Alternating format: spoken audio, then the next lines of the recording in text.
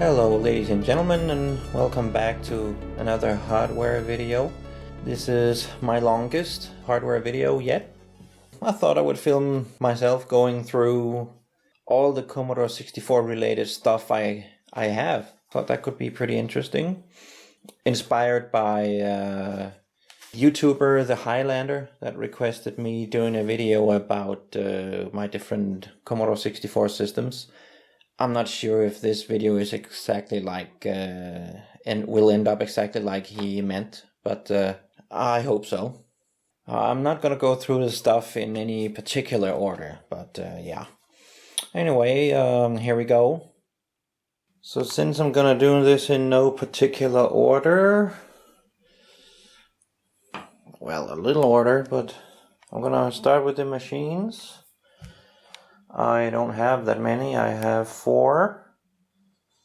I have these. This is a very old breadbin, a Commodore 64C, and the newer breadbin, and the Reloaded machine. So starting with this, I have notes to myself. This one is missing the sound chip. I have another note here. It's Danish. It says the machine is okay, except for the disk port, the serial port. That's not working. I can just open it up here.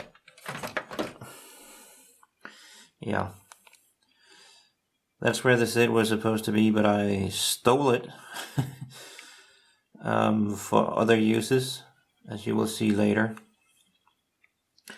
This is a very old board, 25425. The big chip is in there. I had to see see the text on the big chip. So, holy shit. Okay. No harm done. So I had to take up this, I don't know, the metal finger, let's call it a metal finger. And in order for it to touch the chip again, I put this paper in. But I'm gonna take the paper out sometime and put a proper heatsink on it someday. But I don't use this machine that much, so yeah. So that's the first machine. I'm gonna close it up again here. Oh, and it's missing that side metal panel. That's right there. That's because I had it in one of my spare cases, one of these new cases, and there's no room for that metal plate on the side of those, so I had to take that off. Anyway, that's history. So I'm gonna remove this now. Okay, next machine is this. Not in pretty condition. This was my daily driver until I got the Reloaded. Let's open it up. It's one of those C64 cases that snaps. No screws. It's just snapping together. Holy shit. The fuck? Alright, I'm back. I'm sorry about that. Minor mishap. Again. It's one of those snap cases, as I said, including the keyboard. Snaps on the top half. Right here. I had to remove some plastic right there in order for me to have room for my little DualSID device. I have made a video about this DualSID device, so click up in the right corner now or check the description. I will also put a link in there for it. So these are the heatsinks I'm using, and I like those. They are thin and they have long fins that do the job very well. I have a box full of them here. And I use that for all my my retro computing chips cooling needs. Yes, these things were made for me by Ray Carlsen, the hardware man for the Commodore 64. More on him later. So I guess that's it for this machine. What I can tell you, it's in my dedicated video about the DualSIDs, but I have the switch back here. Right here is where I switch between the two sound chips, and I can just do that while the machine is running, so that's pretty neat. That means that both chips are running all the time, so they both get hot, so they really needed the cooling. Alright, I guess that's it for this machine, so I'm gonna put that away. Okay, we have this machine. It is the best looking breadbin case I have. It's very nice to look at, very clean stuff, except for something I did right there, the plastic, because I used this case with the Reloaded board.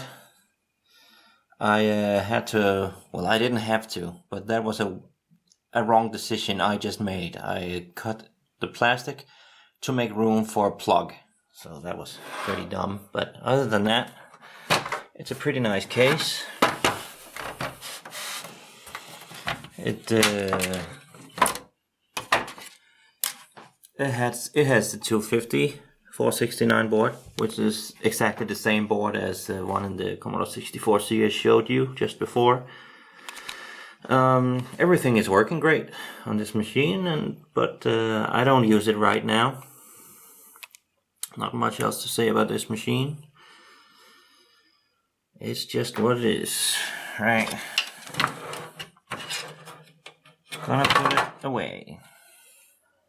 Alright, last machine is this. This is the Reloaded. I have not screwed it together because I wanted to, since it's a, damn, that was a little, it's not easy to do this with one hand. Also why I had a couple of mishaps earlier. But yeah.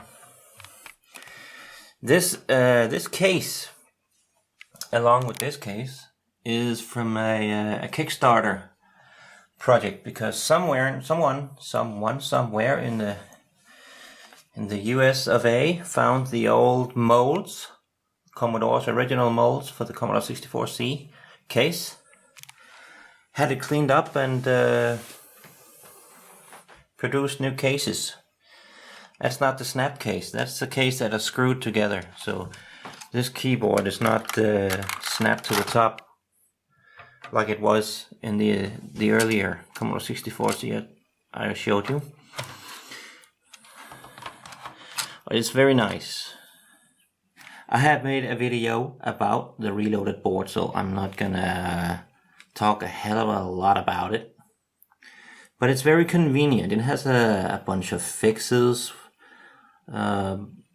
which the original Commodore had, like the VSP bug. I'm not quite sure what it is, but it's something graphics related. I'm gonna put a few links in the description, or one link at least, where you can read about it. This board is immune to that. It has these zero insertion force sockets where you can just pull up this handle, and then you can just take up the chip and put a new chip in if you want, and then lock it down again like that. Another great thing about this is normally you cannot switch between the two SID chips. You can't take a 6581 out and put an 8580 in on a normal board, because the voltages are not the same, and there's something with filters as well. But this Reloaded board takes both. Just have to move some jumpers around in order for it to work. 9 volts, 12 volts and stuff. So that's pretty neat. Other than that, it has dedicated ports for audio and video, mini jack, audio out, and separate video out.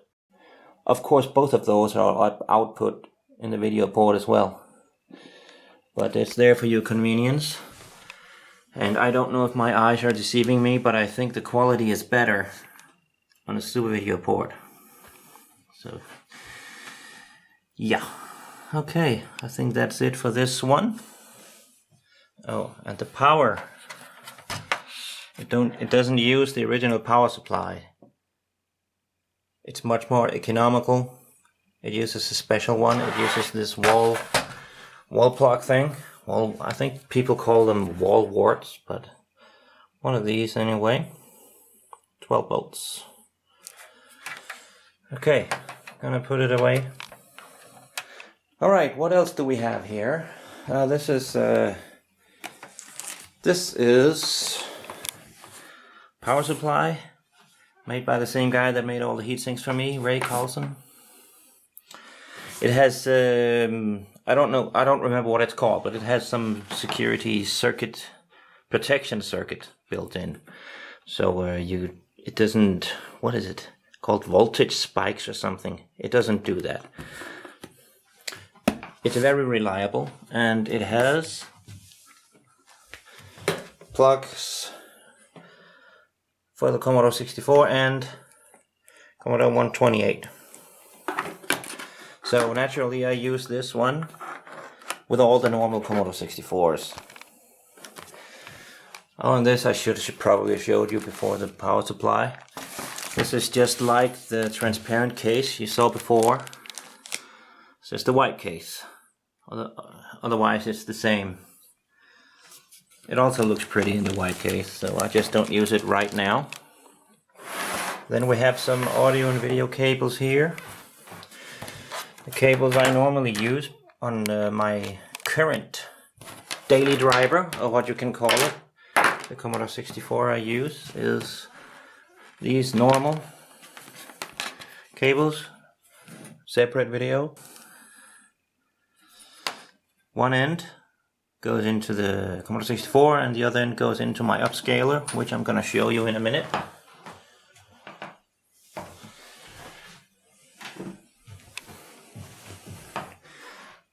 And same with audio.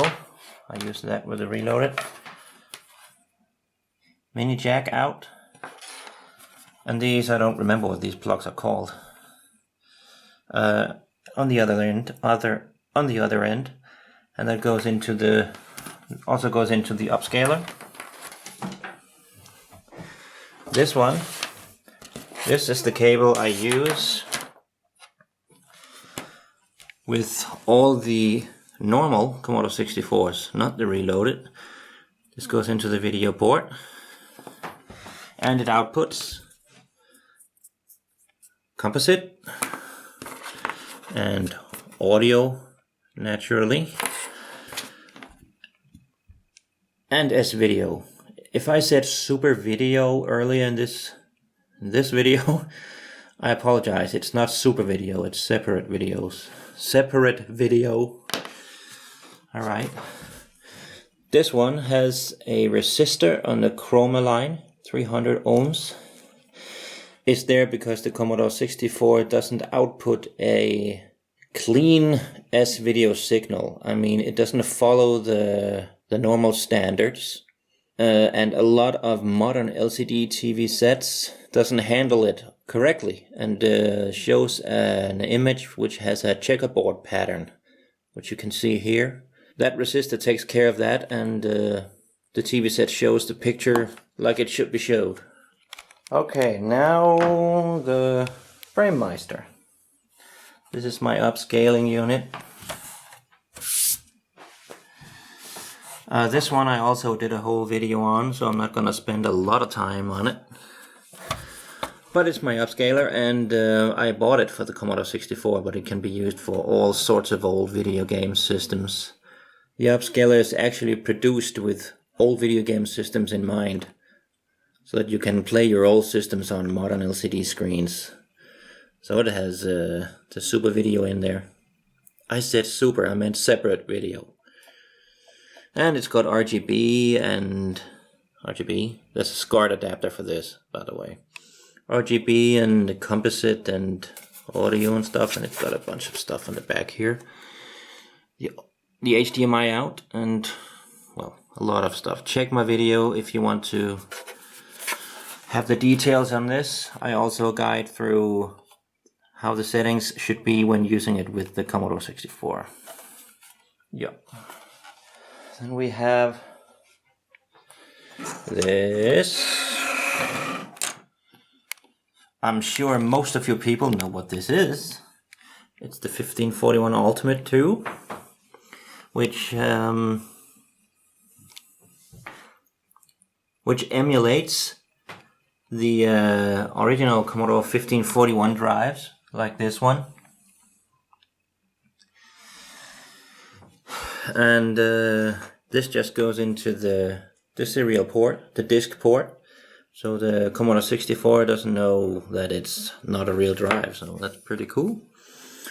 And we got this tape adapter because I used tape a lot as a kid, so I had to have this so I can use tapes as well, and that's pretty cool. I like that. I'm not gonna go into depth about how this works because there are a ton of videos already out there that explains a lot about this one, so that's all there is to it really. And we have this one. It's the first edition. Well, I don't know if it's a very early version of the 1541 Ultimate. It was sold without a case, so it's naked like this.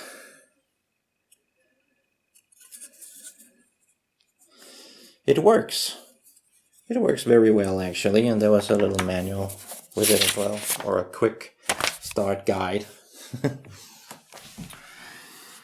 So that's it. I upgraded to the Ultimate 2 because it had USB support and it had tape support. I love tapes, and it had a case, so that was pretty neat, all of it, and I just had to have it. And there was a lot of other improvements as well, but those were the basic reasons why I upgraded. Alright, moving on. Let's put that aside now. Okay, then we have this one. This was before the 1541 Ultimate days. It does kind of... I don't remember everything this one does. I have not used it in like a year at least. But you can run a lot of disk-based games from it, I remember. Some of it doesn't, because some games you can't, because it uses some special ways of handling the 1541 drive. And this one cannot handle that. You have to use the 1541 Ultimate. But a lot of stuff, it runs just fine. And PRG files, of course, it just runs them fine, so... It's an okay thing, and it works great. Alright, let's let's take this one then. This one I do not use anymore. I wanted a perfect picture from a Commodore 64, and this was before I bought the Framemeister upscaler, the XRGB-mini. So there are a lot of these upscalers on eBay. It accepts S-video and all the normal stuff, and it upscales it to 1080p and outputs it via HDMI. And you can even switch this one, you can switch between 1080p and 720p. But I seem to remember the picture quality was okay. It was okay. It was sharp, but you don't have a hell of a lot of options to clean it up and shift the picture around and all kinds of stuff. Plus, it was slow.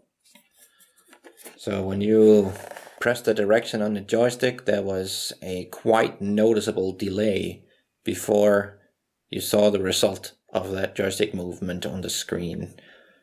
So you couldn't play games with it. So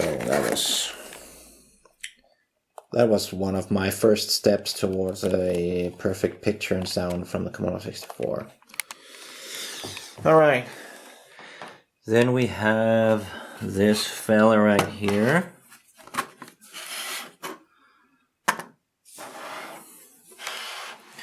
It's what was it called? It's called the Chameleon.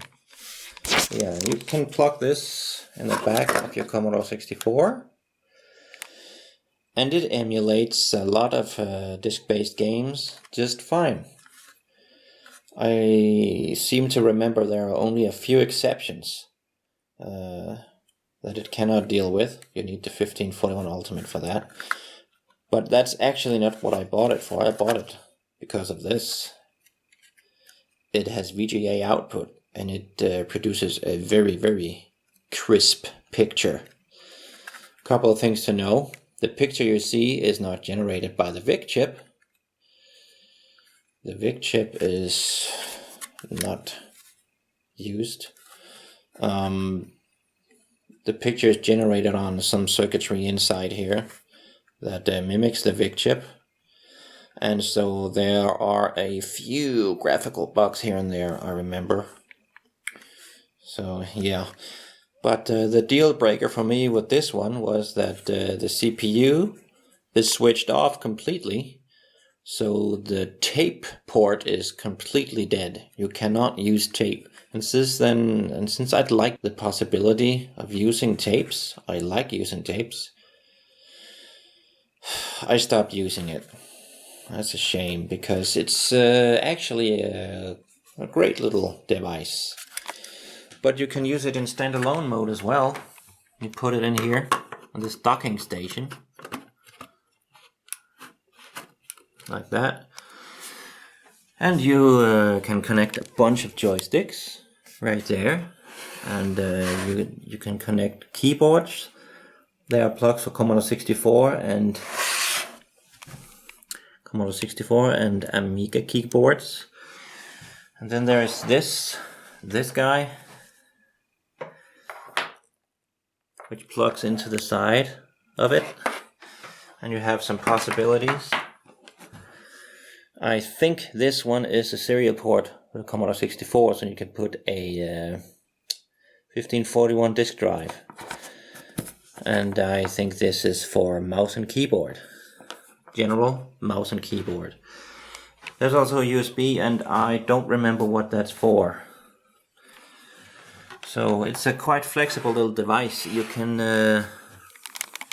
download all sorts of machines for it. It's called cores. So you can use it to set up quite a few systems. Like, of course, Amiga and Commodore 64, but also the Spectrum and other older 8-bit Commodores, and I'm sure a lot of other stuff. Perhaps Amstrad and stuff as well. So I haven't actually used it for that yet, but someday I will do that. So that is a great little device that I don't use. Alright, let's take this guy. This is a tape emulator. It goes into the tape port, and it has some flash-like RAM in it. And you connect this with a special cable to, like here, to a PC and run some custom software. And then you can upload some tap images to it and use it as a tape drive. It works quite well, actually. I used it for a long time. Don't use it anymore because I use the 1541 Ultimate for all my tape needs. Emulated tape needs, of course. So, what was it called? what was this? Oh yeah, Cassiopei? Oh, Cassiopei or something, yeah. Alright, then we have a couple of things here. Oh, the big one on the right here is called Lumafix. It goes in between the Commodore 64 SWIG chip and the socket, and then you can adjust these pot meters and correct the picture. It's meant for getting rid of the vertical lines that many Commodore 64s show. Don't use it right now. I have used it, but not right now. And this guy right here is the SwinSID Ultimate. It's the newest edition of the SwinSID family, which is a replacement for the original SID chips. I have used it some. I'm gonna use it in depth in, well, the coming weeks. I'm gonna try and use it a little more. But I used it a little bit, and it works okay, actually. Not all SID music sounds like it should with this one. I think we have a long way to go before some device other than the real SID can sound like a real SID. So, yeah. But it's actually pretty smart. It has a bunch of settings which you can alter. It doesn't have any jumpers or anything like that. It's configured via software in a pretty neat way. You put it in and then you can just configure some settings with some peaks and pokes in BASIC. You can switch between the 8580 chip and the 6581, and it works great. And then there are LEDs, like red and green and blue and all kinds of colors, which pulsate to the rhythm of the SID music you're playing, and it looks pretty cool, and especially in the transparent case. It looks like a freaking disco. That's pretty cool. Definitely gonna check that out some more. I've only had this one for a few days now, so I'll get around to it. This is the joystick I use. Some people hate it. I love it. It's the one I used as a child, and I'm used to it, so I'm happy about it. I had a friend over a week or so ago, a couple of weeks ago, and we played some Amiga games with this, and he didn't like it much because he said there was too much travel, so it wasn't quick enough for crucial movements in some games. But that's a pretty good point, actually. But I don't have a problem with it because I move my hand pretty quickly. So yeah, it's the Wico Bat Handle, it's called. A great joystick, in my opinion. So yeah, I have one tape deck, which cosmetically is not particularly sexy, but it works, and that's what counts. So I use it regularly. Sometimes I convert real tapes to tap files, so I don't wear out tapes that much. The Commodore 64 doesn't care. It doesn't know it's not from a real tape drive anyway, so that's pretty cool. I really like one of the gray ones. Oh, what's it called? The 1530 or something. Don't quote me on that. But the dark gray one for the Commodore 16. Because that's the one I had as a child. And I think it looks great. So, yeah. But whatever. This one works fine.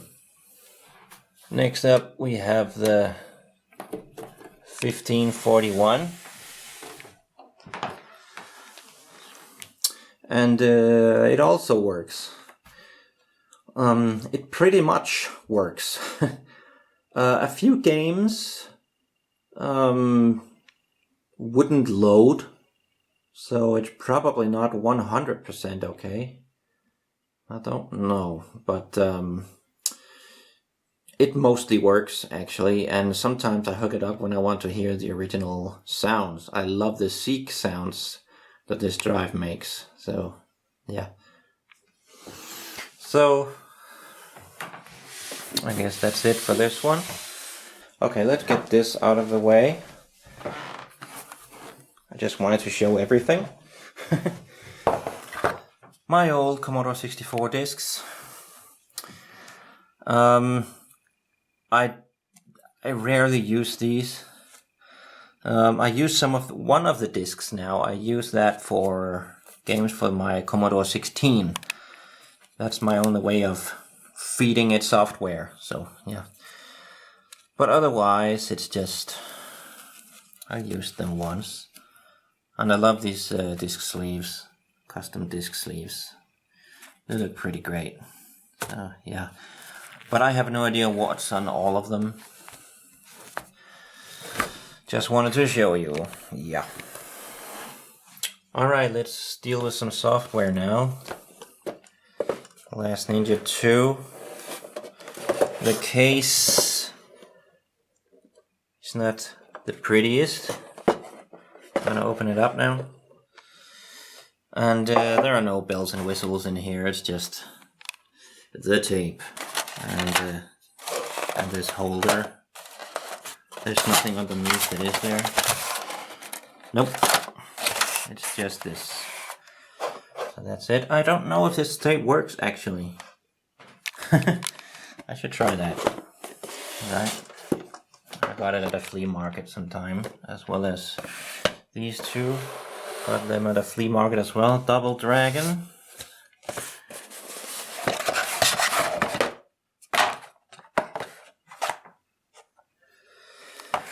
It's got the tape and some manuals. Yeah.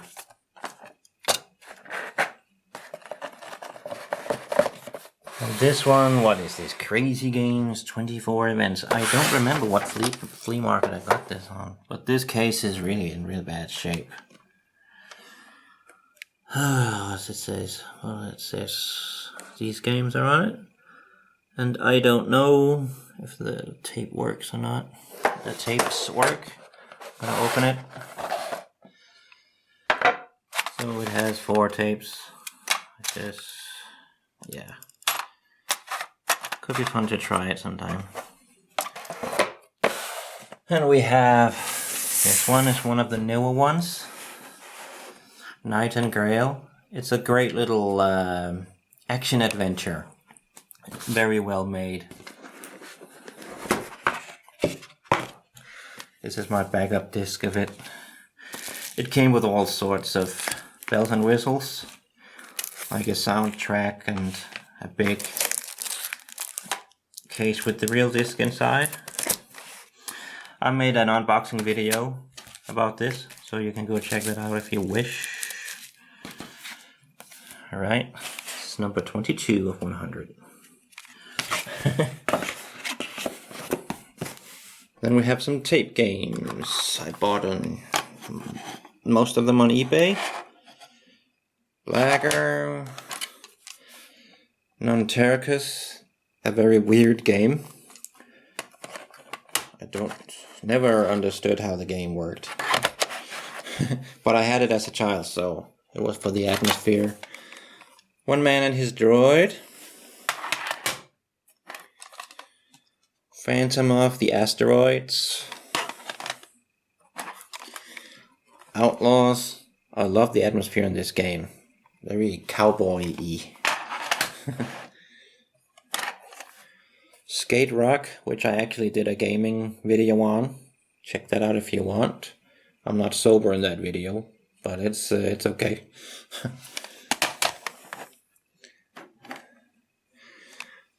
Master of Magic.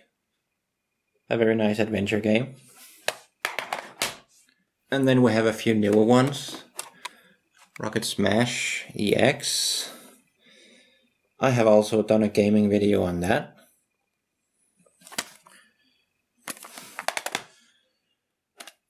and Guns and Ghosts, a great platformer originally called Supernatural. It was originally developed as a game development tutorial,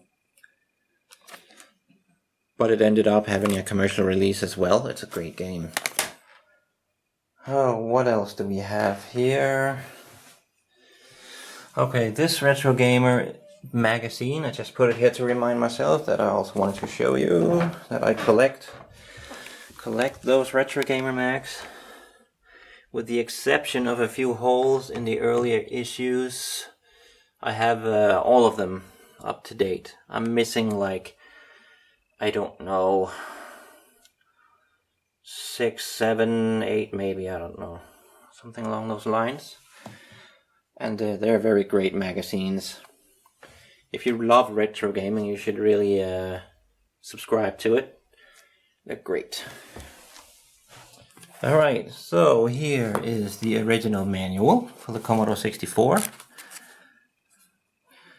This brings back a lot of memories. I used a lot of time on the manual in the beginning. I didn't have access to games for quite a bit of time. Oh, and this, yeah, this one I remember. That's the one with this guy flying over the screen. It's great. I really like this manual. All right. Then I have this one. I have not used it actually, but it's a book with a lot of games you can type in, and there is an overview of what the code does. It's all basic. It's not sampler or anything better like that. So you can type it in and possibly learn something. There are a lot of games in here.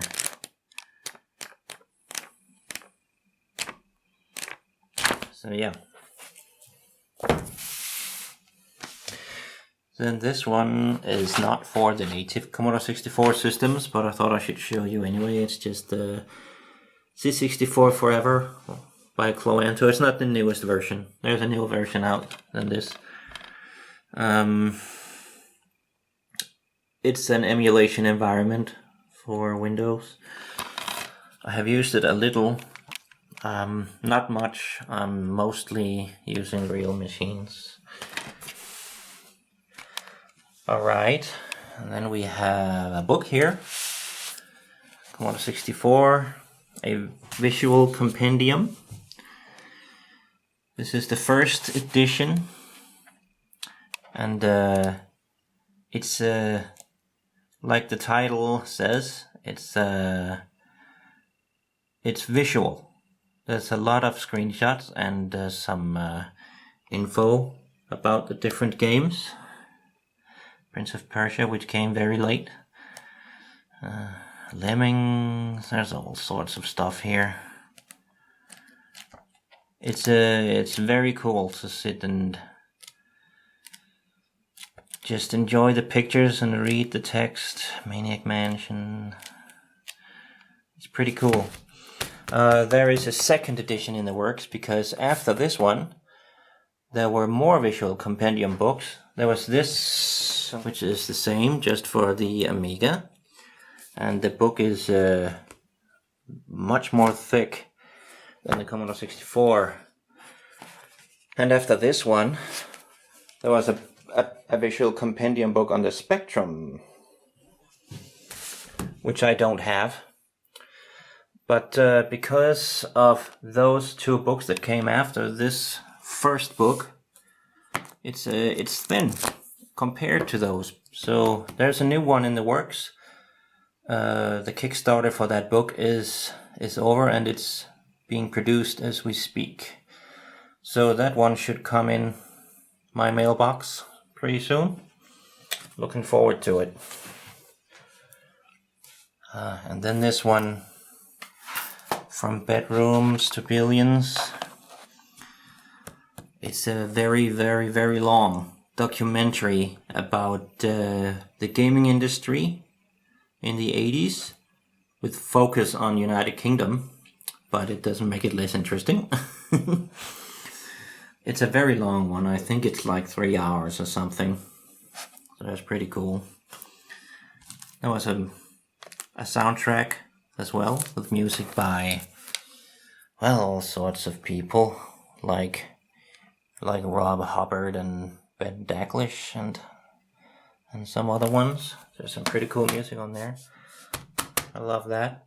There is a new From Bedrooms to Billions in the works that focuses on the Amiga platform. I'm looking forward to that as well. That was also on Kickstarter. It will probably be a few months before I receive that.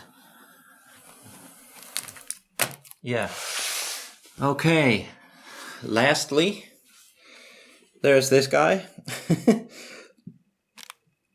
It's our protagonist from the game H.E.R.O. I don't remember what he's called. I think his name was Roderick, but I'm not sure. So this was quite fun to make. I found it in my drawer in there. I don't know. I should put it up on the wall or something. So that's pretty cool. So I'm guessing this video has finally reached the end. I hope you guys liked it and found it interesting. If you did, it couldn't hurt to subscribe and perhaps giving me a like. So take care. Until next time. Bye bye.